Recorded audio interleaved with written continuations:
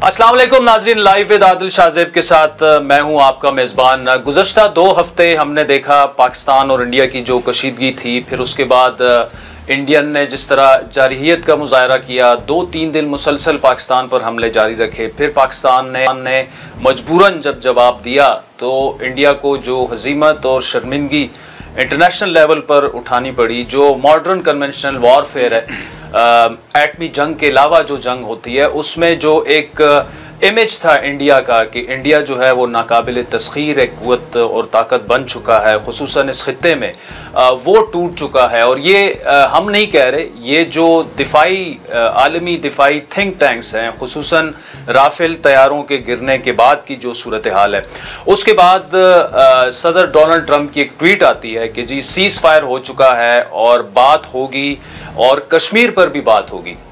और फिर उनकी कल एक स्टेटमेंट आती है कि मैंने इंडिया को और पाकिस्तान को दोनों को ये कहा कि आपके साथ तिजारत बंद कर लेंगे अगर आपने सीज़ फायर नहीं की। अब पाकिस्तान और अमेरिका की जो तिजारत है वो तो आटे में नमक के बराबर है, लेकिन इंडिया और अमेरिका की जो म्यूचुअल तिजारत है वो तकरीबन 130 बिलियन डॉलर्स है।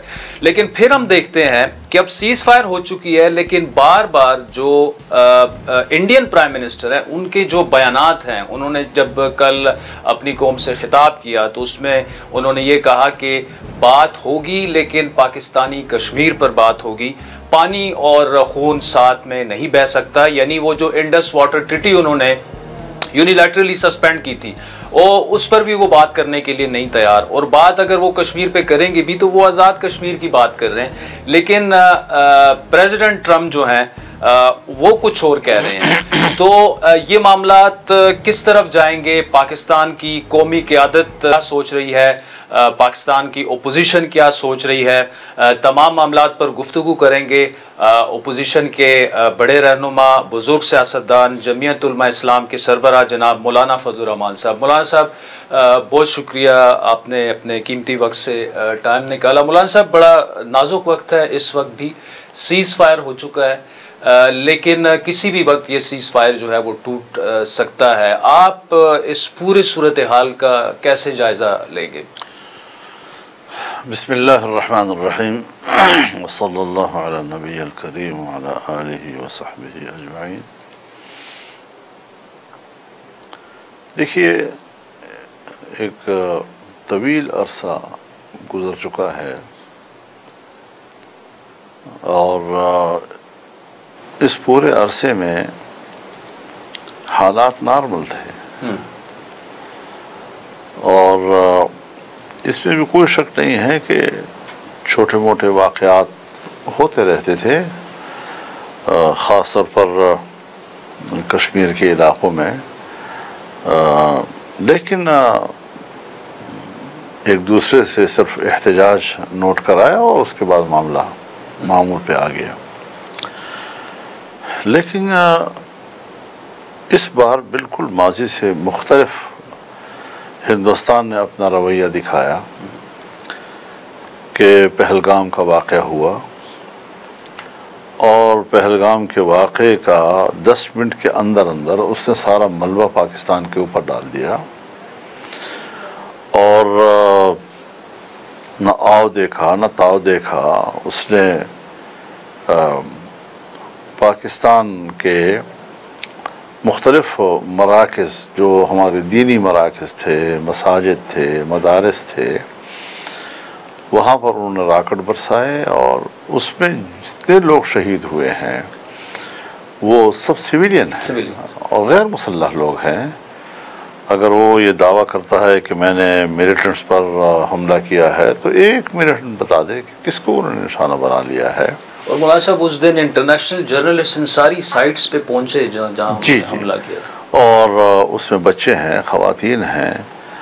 तो कश्मीर में LOC के ऊपर उन्होंने बिला वजह यानी उन्होंने हमला किया और फिर ये कहना जी कि हमने तो सिर्फ दहशतगर्द मारे हैं या उनके मराकज़ पर हमला किया है।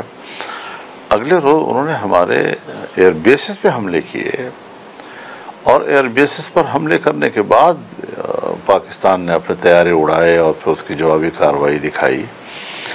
तो पूरे खित्ते में एक ایسا تناؤ پیدا کر لیا ہے جس کی بنیادی وجہ کیا ہو سکتی ہے جی؟ بنیادی وجہ یہ ہے کہ یہ حکومت تو بی جے پی کی ہے جی، لیکن واجپئی، آنجہانی اور یہ جو مودی صاحب ہیں، ان کی سوچ اور پالیسیوں اور رویوں میں 180 ڈگری کا فرق ہے۔ وہ بڑا معتدل انسان پاکستان آیا، مینار پاکستان پر گیا، پاکستان کو بطور ایک حقیقی ریاست کے تسلیم کیا، ایک بہتر تعلقات کی طرف جانے کا اس نے آغاز کیا۔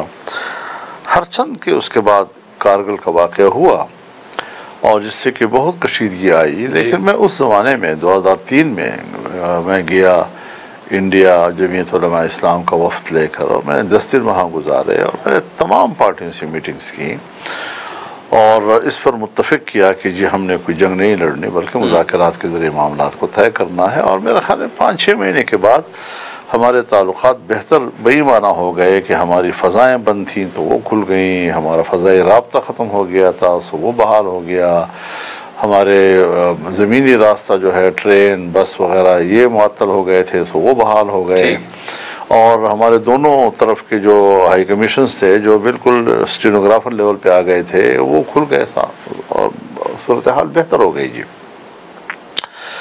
تو اس ساری محنتوں کو جو ہم 20-30 سال سے جاری رکھے ہوئے ہیں، اور ہم یہ سوچتے ہیں کہ کشمیر کا مسئلہ بھی ہو تو ہم مذاکرات ہی کے ذریعے حل کریں، شملہ معاہدہ اسی کا تقاضا کرتا ہے اور ہم اپنے آپ کو اس کا پابند سمجھتے ہیں، پھر اس کے باوجود انہوں نے اتنی تیزی کیوں دکھائی؟ صرف اس لیے کہ وہ غیر مقبول ہو چکا ہے، اور انہوں نے ہندو کارڈ استعمال کر کے ہندو ووٹ تو حاصل کیا، لیکن اس بار وہ جذبہ نہیں دیکھا ہندوستان میں، مسلمانوں نے بھی ان کا بالکل ووٹ بینک ڈکلائن ہوا، کم ہوا ہے، اور کچھ اتحادیوں کو ساتھ ملا کر حکومت بچا سکے ہیں۔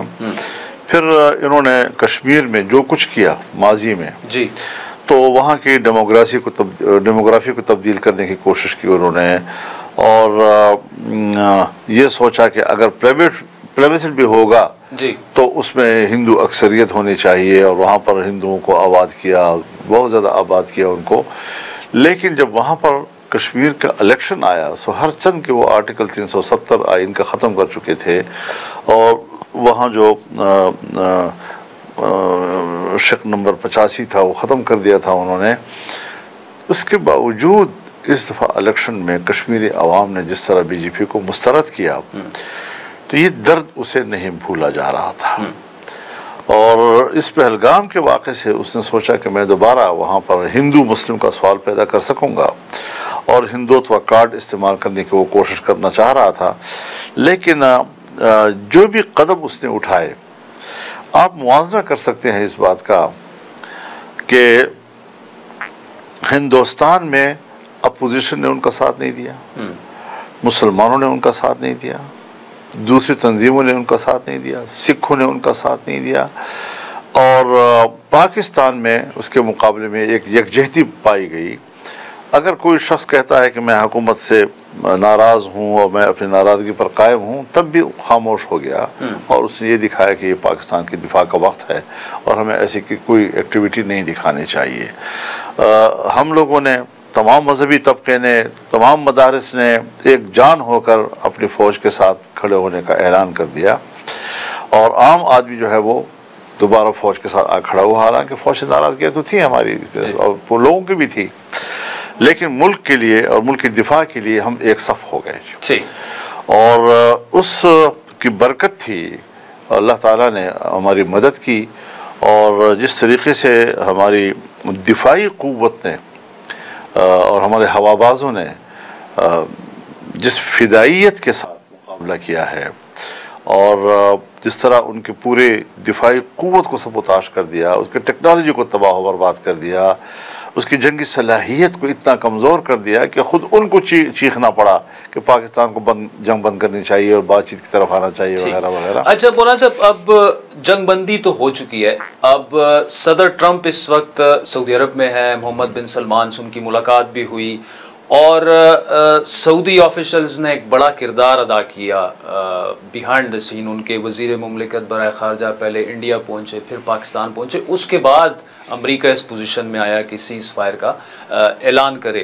اب سعودی کردار کو آپ کیسے دیکھتے ہیں، اور کیا آپ سمجھتے ہیں کہ جو کشمیر کا معاملہ ہے کافی عرصے بعد اب دوبارہ سے انٹرنیشنلائز ہو چکا ہے، اب وہ انڈیا کے کنٹرول میں چیز نہیں رہی؟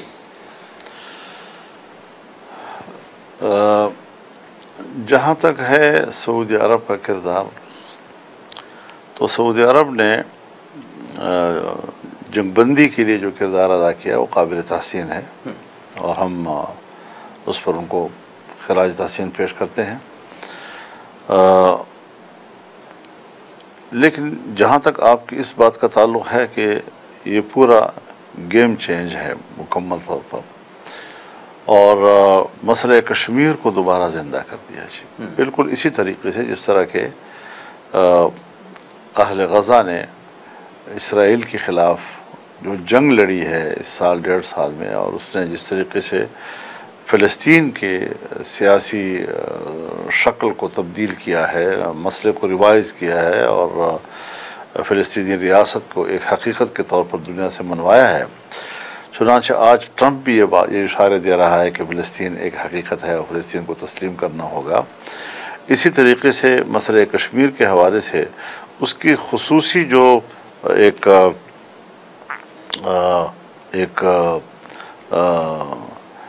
سٹیٹس تھا کشمیر کا، وہ بھی دوبارہ اب بحالی کی طرف جائے گا، اور جو متنازع مسئلہ ہے، کیونکہ میں آپ کو یہ بات بتا دوں جی کہ جہاں تک انڈیا کی سوچ ہے اور اس کے جو ارادے اور عزائم ہیں، وہ گلگت بلتستان تک کو انڈیا کا حصہ سمجھتے ہیں جی، اور ان کا مسئلہ صرف یہ نہیں ہے کہ وہ مظفر آباد تک سوچ رہے ہیں، بلکہ وہ اس بات کی کوشش میں ہیں کہ پورا کشمیر، پورا گلگت بلتستان اس پر قبضہ کر کے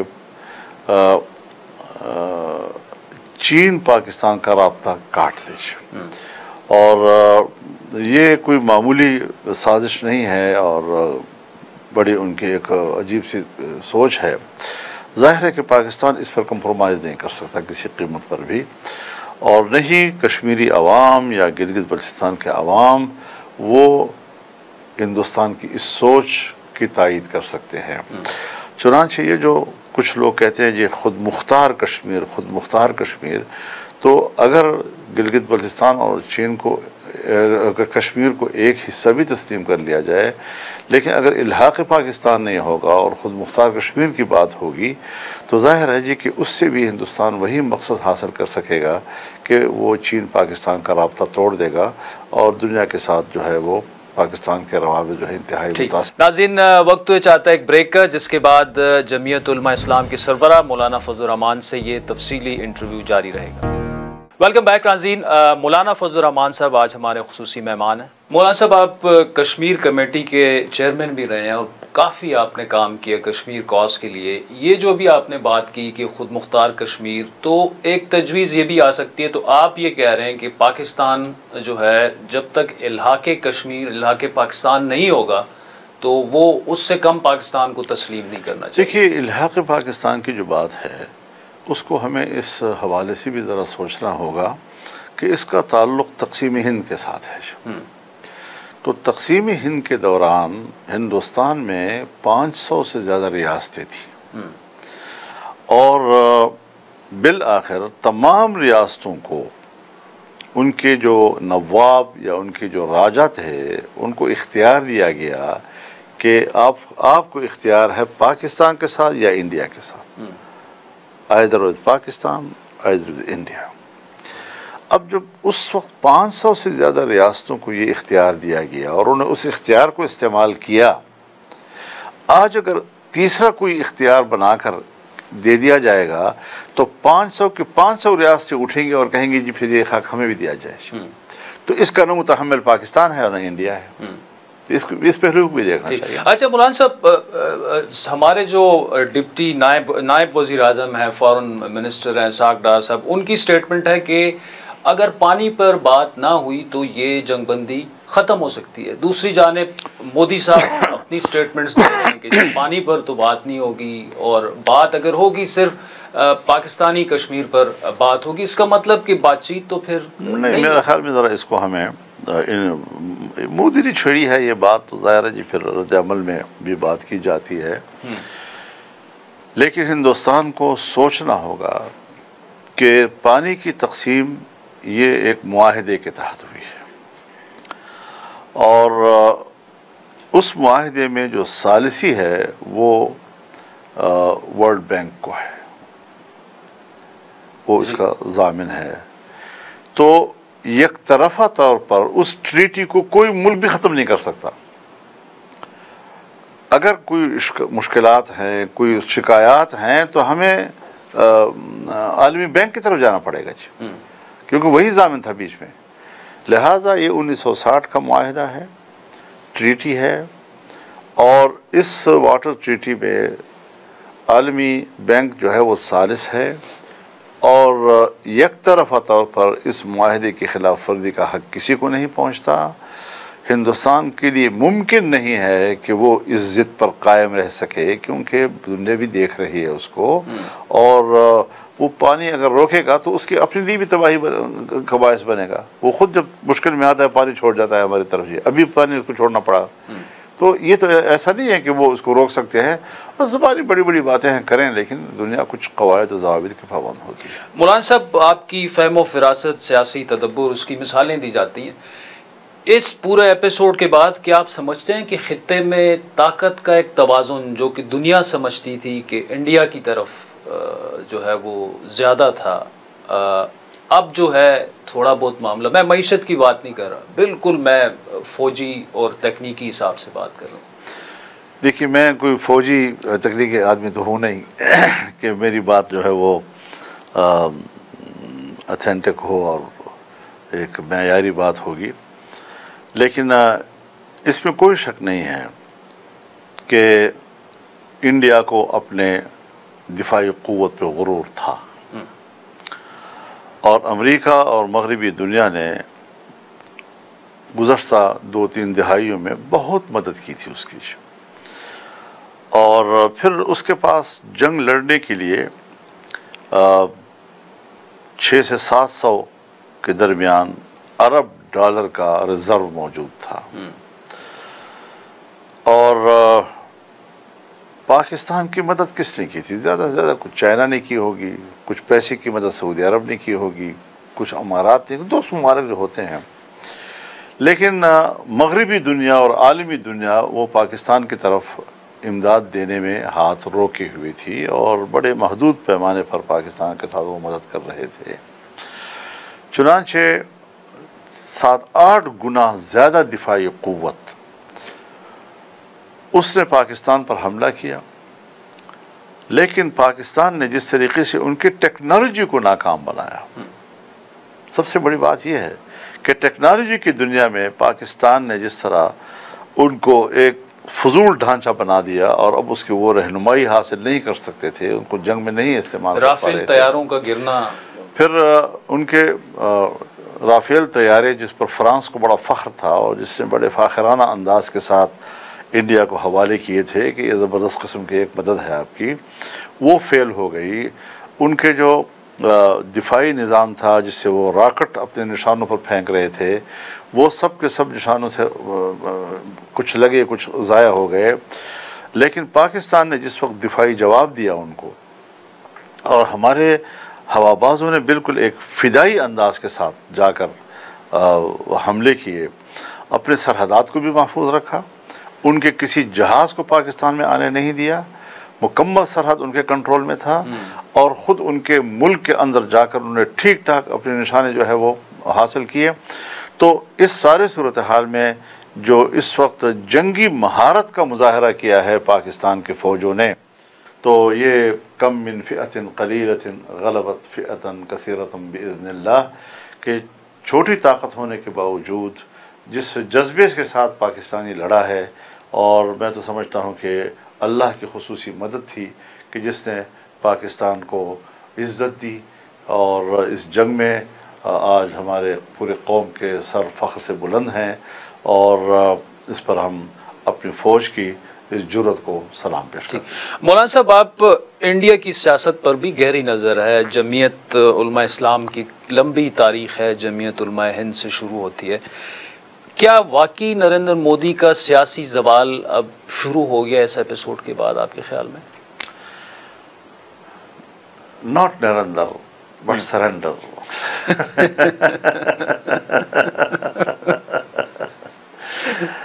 تو یہ ان کی اپوزیشن بات کر رہی ہے۔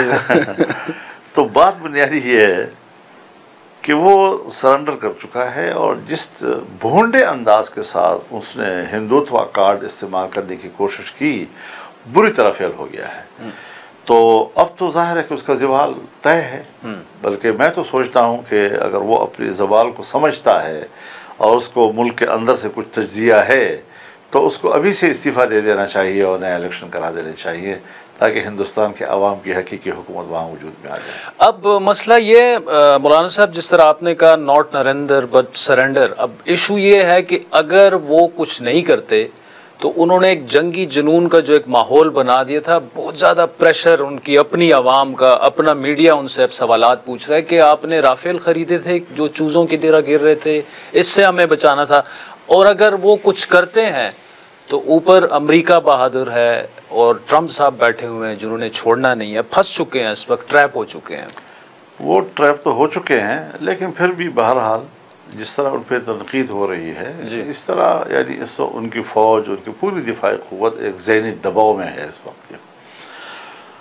تو ظاہر ہے کہ صرف جنگ بندی ہی ہوئی ہے، مزید آگے تو کچھ نہیں ہوا، کوئی باضابطہ مذاکرات، کوئی لکھ پڑھ، کوئی دستخط، اس طرح کوئی چیز اب موجود نہیں ہے۔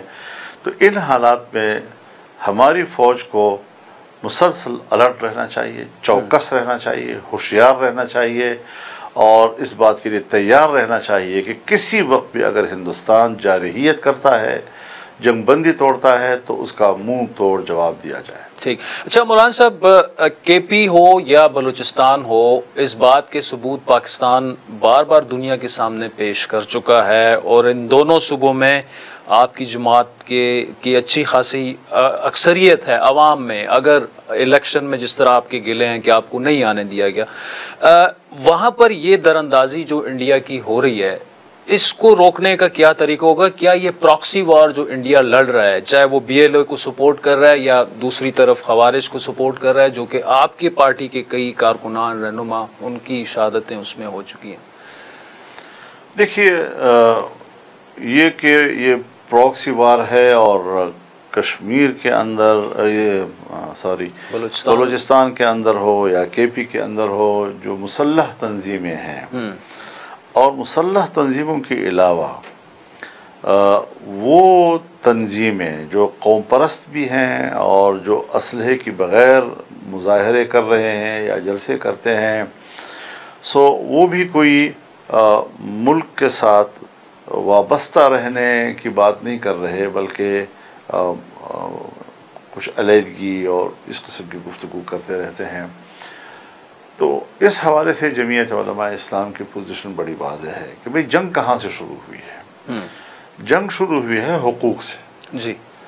اب بلوچستان کے جو حقوق ہیں، ظاہر ہے کہ چھوٹے صوبے ہمیشہ شاکی تو رہے ہیں، ہمارے صوبہ بھی خیبر پختونخوا بھی ہمیں اپنے وسائل کے حوالے سے گلے شکوے ان کے رہے ہیں، اور ہمارے بلوچستان کے بھی شکوے رہے ہیں، ایون کہ سندھ کے بھی شکوے رہے ہیں۔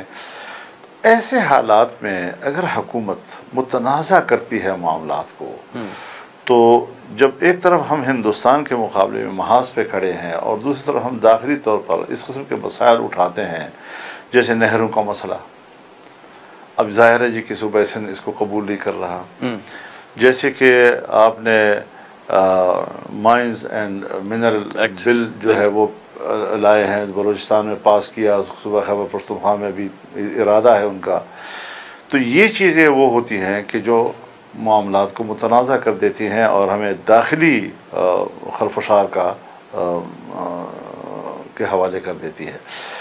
اس وقت دینی مدارس کا بھی معاملہ ہے کہ ہمارے ساتھ باقاعدہ معاہدات ہوئے، قانون پاس ہو گیا، آرڈیننس آ گئے، اور ابھی آرڈیننسوں کو ہی توسیع دی جا رہی ہے اور صوبوں میں قانون سازی ہو رہی ہے۔ ناظرین بریک کے بعد یہ خصوصی انٹرویو جاری رکھیں گے۔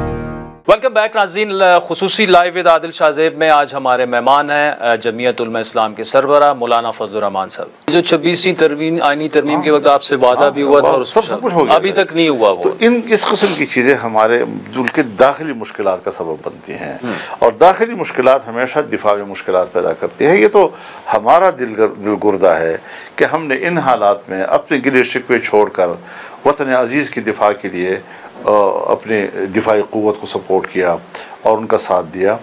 تو اب ان کا بھی فرض ہے، حکومت کا بھی فرض ہے کہ وہ داخلی معاملات کی طرف جائیں اور ان کو ٹھیک کریں۔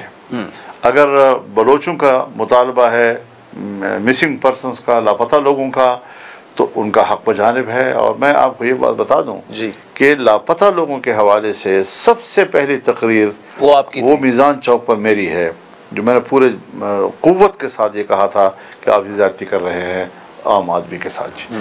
اور اس طرح ہمارے صوبے میں لوگ ہیں لاپتہ ہیں، تو ظاہر ہے کہ ان کے گھر ہیں، ان کے پیارے ہیں، ان کی ایک سوچ ہے کہ بھئی ہمارا، اور اس سے شرعی مسائل وابستہ ہے۔ دیکھیے کچھ پتہ نہیں کہ لاپتہ کہاں ہے، زندہ ہے یا نہیں۔ اگر وہ زندہ نہیں ہے بالفرض، تو پھر اس کی بیوی جو ہے بیوہ ہے، کیا وہ کسی اور جگہ نکاح کر سکتی ہے یا نہیں کر سکتی، اس پریشانی میں وقت گزار رہی ہے۔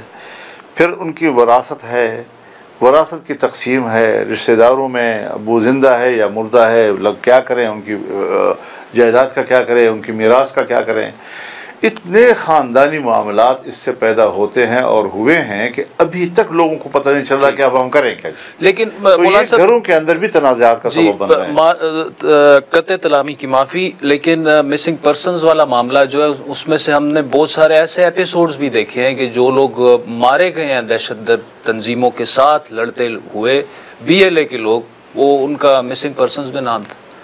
حکومتی ورژن ہے کہ یہ بھی ہے، یہ چھوٹی چیزیں ہیں، یہ ہوتا رہے گا۔ بہت سی چیزوں کا وہ مطالبہ کریں گے، پتہ لگے گا وہ تو زندہ ہی نہیں ہے۔ بہت سے لوگوں کا ہوگا کہ بھئی وہ تو مر چکے ہیں، پتہ لگے گا وہ تو زندہ ہے۔ کسی کا ہم کہیں گے وہ لاپتہ ہے، لیکن پتہ نہیں وہ ایران میں ہے، بلوچستان میں ہے، KP میں ہے، کدھر ہے، کہاں ہے، کہیں نہیں ہے۔ یہ چیزیں آ سکتی ہیں، اس کا امکانات ہیں، لیکن بنیادی طور پر مسئلہ تو ہے نا، اس مسئلے کو حل تو کرنا ہے انہوں نے۔ حل کیا ہے مولانا صاحب، کیا سجیسٹ؟ حل یہی ہے کہ ان لوگوں کو باقاعدہ FIR درج کر کے عدالتوں میں لایا جائے اور پبلک کو بتایا جائے کہ بھئی ان کے خلاف یہ کیس ہے، یہ کیس ہے، یہ کیس ہے۔ تو جس نوعیت کا جو کیس ہوگا اسی نوعیت کے تحت ان کے مقدمے، لیکن پتہ تو چل جائے گا نا کہ فلانا جیل میں ہے یا فلانا حوالات میں ہے یا فلانا تھانے میں ہے۔ پیارے آئیں گے گھر کے، ان کے رشتہ دار ان سے ملنے کے لیے، کم از کم یہ پتہ تو چل جائے گا کہ انسان ہے، ہمارا رشتہ دار ہے فلاں جگہ۔ مولانا صاحب خطے کی طرف دوبارہ آتے ہیں۔ افغانستان، پاکستان کا یہ دعویٰ ہے کہ افغان سرزمین استعمال ہو رہی ہے انفلٹریشن میں، چاہے وہ خوارج ہو، چاہے وہ BLA ہو، چاہے باقی دہشت گرد تنظیمیں ہوں، اور اس کے ثبوت بھی بار بار دیے گئے ہیں۔ ابھی پچھلے دنوں بارڈر پر تقریباً 70-71 لوگوں کو جو ہے فوج نے اندر آنے میں، جب وہ گھسنے کی کوشش کر رہے تھے ان کو مارا۔ افغانستان کے ساتھ امن جو ہے وہ تو، آپ افغانستان ہمارا برادر ملک ہے، ایک تاریخ ہے دونوں ممالک کی، کیا کیا جائے؟ دیکھیے اس میں تو کوئی شک نہیں ہے کہ اس قسم کے ناخوشگوار واقعات ہوئے ہیں، چاہے فوج جو ان کو مارا ہے یا انہوں نے فوج کو مارا ہے، اور دونوں جو ہے جب وہ ایک دوسرے پر وار کرتے ہیں تو بڑے فخرانہ انداز کے ساتھ اس کو پیش بھی کرتے ہیں۔ یہ ایک مستقل مسئلہ ہے، لیکن اس حوالے سے افغانستان کا مسئلہ ہے۔ افغانستان ایک ملک ہے، ایک وطن ہے۔ ہم نے پاکستان افغانستان کے تعلقات کی اہمیت کو بھی دیکھنا ہے۔ ہم نے دونوں ملکوں کے لیے تعلقات کی افادیت کو بھی دیکھنا ہے۔ تو ظاہر ہے کہ اگر ہم ایک دوسرے کے لیے اہم ہیں اور ایک دوسرے کے لیے ہماری افادیت جو ہے وہ مسلم ہے، تو ہمیں اس ترجیح کو سامنے رکھنا چاہیے اور معاملات کو ڈیل کرنا چاہیے۔ جہاں تک افغانستان کے بارے میں میری معلومات ہیں، وہ مسلح جنگ کو جہاد نہیں کہہ رہے۔ ٹھیک، جو پاکستان میں ہو رہی ہے، پاکستان میں ہو یا پاکستان کے باہر ہو یا جہاں پہ ہو، اسے وہ جہاد نہیں سمجھتے۔ پاکستان کے علماء نے بھی باقاعدہ یہ فتویٰ دیا ہے کہ پاکستان کے اندر مسلح جہاد جو ہے وہ ضروری شریعت جائز نہیں ہے، اس کا کوئی جواز نہیں ہے اس طریقے سے۔ تو اب یہ ساری چیزیں جب وہاں کے علماء اور یہاں کے علماء ایک مسئلے پر متفق ہیں، تو پھر وہ تنظیمیں یا وہ لوگ جنہوں نے ان کے ہاتھ پہ بیعت کی ہے وہ اس کا احترام تو کریں۔ ہماری بات کا احترام نہ کریں، ان کی بات کا تو احترام کریں۔ لیکن یہ ایک مسئلہ ہے، یہ ایک مسئلہ ہے۔ تمام مسائل کو لے کر جو دو ملکوں کے باہمی تعلقات کے حوالے سے ہمارے مد نظر ہیں، ہم نے ان سارے معاملات کو دیکھنا ہے۔ افغانستان ایک ایسا ملک ہے کہ جس میں پاکستان کو سرمایہ کاری کرنے، افغانستان کے ساتھ تجارت کرنے، افغانستان کے ساتھ بہت سے خارجہ معاملات کے حوالے سے یکجہتی پیدا کرنے کا وقت ہے۔ اگر چین اور روس ایک دوسرے سے پہل کر کے افغانستان میں جا کر ان کے ساتھ دوستی کر رہے ہیں، پھر وہ افغانستان جس نے 14 سال روس کے خلاف جنگ لڑی ہے، سوویت یونین کو توڑا ہے، وہ تو ان ساری دشمنیوں کو بھول کر آ رہا ہے اور وہاں پر ان کے ساتھ تعلقات بنا رہا ہے۔ امریکہ جو 1979 سے جہاد افغانستان کے تائید میں اور پھر اس کے بعد کرزئی اور اشرف غنی کی تائید میں اور پھر افغانستان میں مداخلت کر کے طالبان کے خلاف لڑتے لڑتے آج اس مقام پر پہنچ گیا ہے کہ وہاں ایک سفارت خانہ تو ہوگا، شاید وہاں ان کے کچھ اداروں کے لوگ بھی موجود ہوں گے، لیکن اس کے سیاسی اثرات وہاں ختم ہو چکے ہیں افغانستان میں۔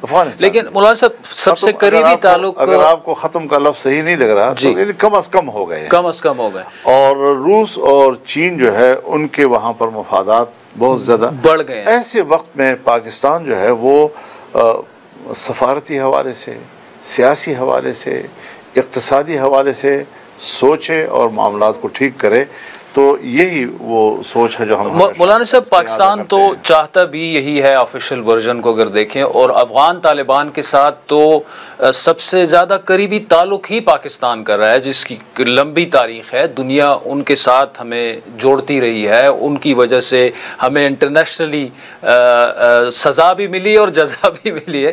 لیکن اگر وہاں سے مداخلت ہو رہی ہے اور وہ لوگ نہیں روک پا رہے یا صلاحیت نہیں رکھتے یا جو بھی اس کی وجوہات ہیں، تو پھر پاکستان کا گلہ تو جائز بنتا ہے، گلہ بنتا ہے۔ لیکن بات یہ ہے بنیادی کہ پس منظر کو بھی دیکھنا چاہیے۔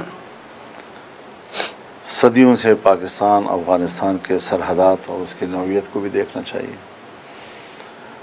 صدیوں سے افغان قوم اور پاکستان میں پشتون قوم، ان کے باہمی روابط و تعلقات اور اس کی نوعیت کو بھی دیکھنا چاہیے۔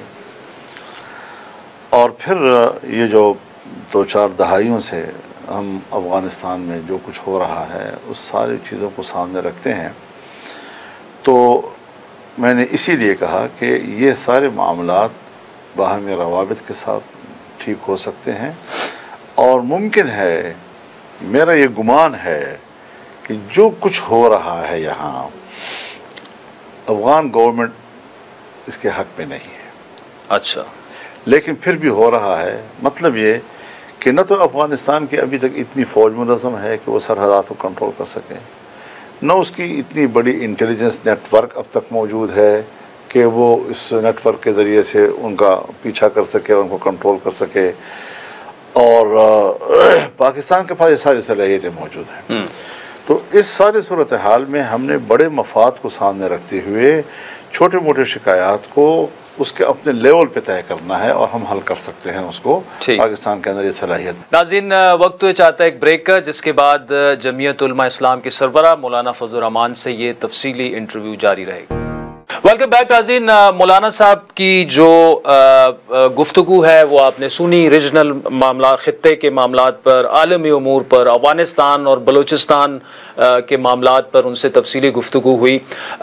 ये वक्त तो सियासत का नहीं है, लेकिन इंटरव्यू हो मौलाना फजल रहमान साहब का और उनसे सियासी गुफ्तगू ना हो तो वो इंटरव्यू अधूरा ही समझा जाता है। तो जो सियासी मामलात हैं, ओपोजिशन जमीयत उलमा इस्लाम ऐलान कर चुकी है कि तहरीक इंसाफ के साथ वो एक प्लेटफॉर्म पर मुश्तरका जदोजहद कुछ मामलात पर हो सकते हैं, लेकिन एक बाकायदा ओपोजिशन में नहीं जा सकती। और इसकी एक बड़ी वजह जो है वो इन दो जमातों का माजी भी है, और जो JUI का कारकुन है वो नज़रियाती तौर पर भी कुछ ज़्यादा अलाइंड नहीं समझता अपने आप को PTI के साथ। और फिर जो खैबर पुख्तूनख्वा के इस दफ़ा इंतखाबात थे, जमीयत उलमा इस्लाम बड़ा क्लियर कट उनका ये एक वाज़े मौक़िफ़ है कि उनसे सीटें बाकायदा 14-15 सीटें ऐसी हैं जो उनसे 100% छीनी गई हैं, और छीनी गई हैं तो वो किसके पास गई हैं? वो तहरीक इंसाफ के पास गई हैं। ये इत्तेहाद क्या इसका कोई मुस्तकबिल होगा?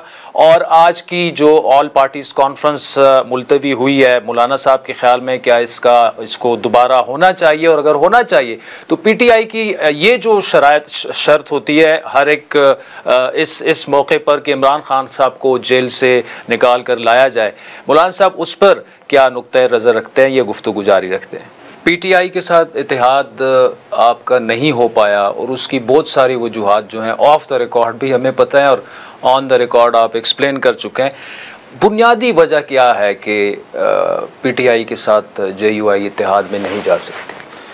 देखिए, ये सारी बातें हम 1 साल से करते रहे हैं और हमने उनसे यही कहा कि हमारी जमात की तंजीम साजी हुई है और हमारी जो जनरल कौंसिल है जो पॉलिसी बनाती है और उसकी मंजूरी देती है, उसमें कोई 1400 लोग हैं हमारे पास जी।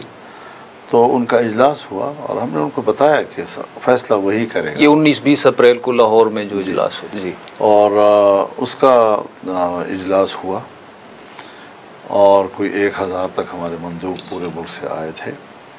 2 दिन तक हम इस तमाम सूरत हाल पर गौर करते रहे। सारे तज्ज़ियों के बाद तय यही हुआ कि जमीयत उलमा इस्लाम अपने प्लेटफार्म से जद्दोजहद जारी रखेगी, यानी सियासी जद्दोजहद, नज़रियात के लिए वगैरह वगैरह। और जहाँ तक अपोजिशन का ताल्लुक़ है, यानी बड़ी अपोजिशन तो PTI ही है, तो रोज़मर्रा के मामलात पर उनके साथ इश्तराक अमल हो सकता है।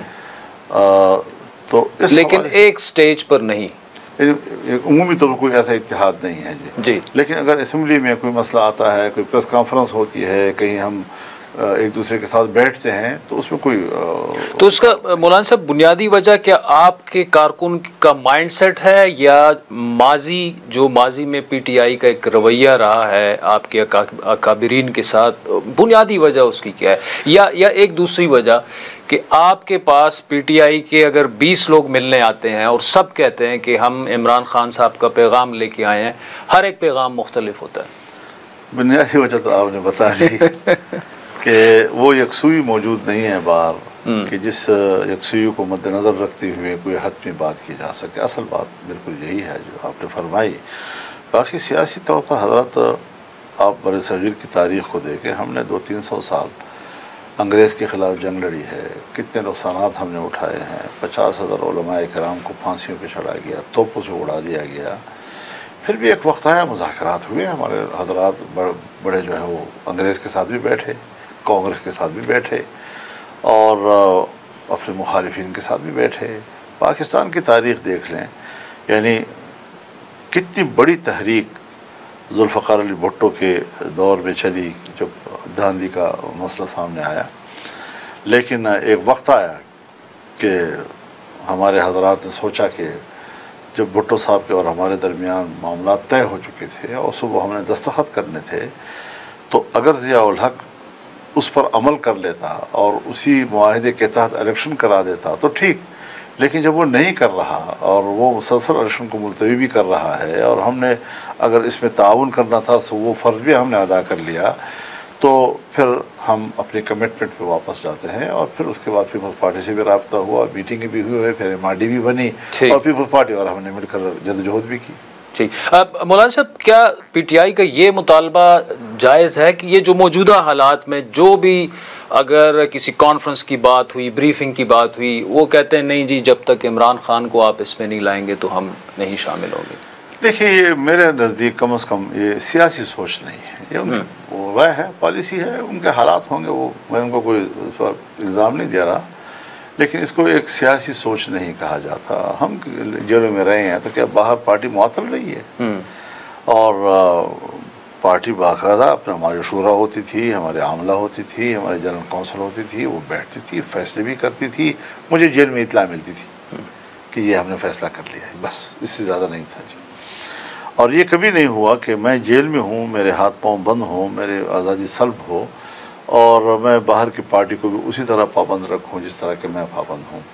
تو میرے خیال میں یہ سیاسی حوالے سے تو اس کی مجھے کوئی جواز نہیں ملتا، لیکن ان کی پارٹی کے اپنے حالات ہیں، تو میں کسی پارٹی کے اندرونی حالات پر تو کوئی بات نہیں کر سکتا۔ آج کی جو APC ملتوی ہوئی مولانا صاحب کو وجوہات کوئی بتائی گئی اس کی یا دوبارہ ہوگی؟ مجھے صرف اطلاع ملی کل رات کو کہ کل 1 بجے یا 1:30 بجے پرائم منسٹر صاحب نے APC بلائی ہے اور تمام پارٹیوں کو بلایا ہے اور موجودہ حالات پر ان کو بریفنگ دے رہے ہیں۔ اور صبح جب نماز کے لیے میں اٹھا تو نماز کے فوراً بعد میرے کان میں یہ بات کہی گئی کہ آج میٹنگ نہیں ہے، بس اتنا مجھے پتا ہے۔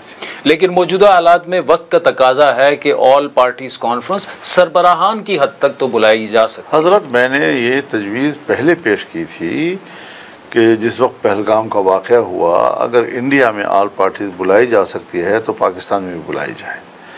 اب مجھے نہیں معلوم کہ انہوں نے پہلے کیوں نہیں بلائی، اور اب جب بلائی تو کیوں ملتوی کر دی۔